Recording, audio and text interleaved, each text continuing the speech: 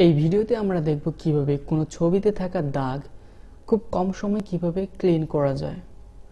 ছবিতে থাকা দাগ রিমুভ করার জন্য আমরা ফটোশপে আসব। আসার পর যেই ছবি থেকে আমরা দাগ রিমুভ করতে চাচ্ছি সেই ছবিটা ফটোশপে আগে ওপেন করে নেব।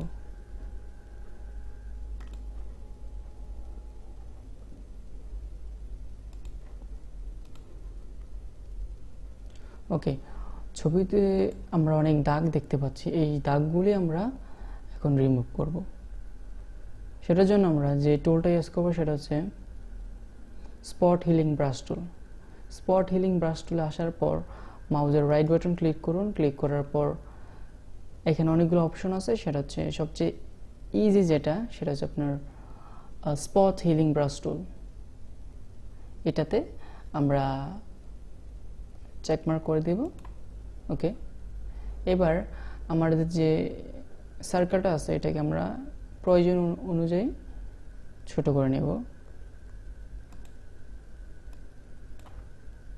ওকে, এবার আমাদের ছবিতে থাকা যে দাগগুলো রয়েছে সেই দাগগুলোতে যদি আমরা সার্কেলটা নেওয়ার পর মাউসের লেফট বাটন ক্লিক করি তাহলে আমাদের ছবিতে থাকা দাগগুলো অটোমেটিক্যালি রিমুভ হয়ে যাবে।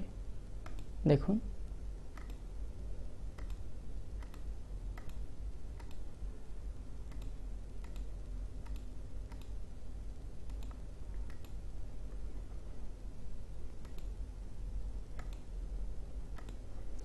এই যে দেখুন আমরা আমাদের ছবিতে থাকা সবগুলো দাগ কিন্তু ক্লিন করে ফেলেছি।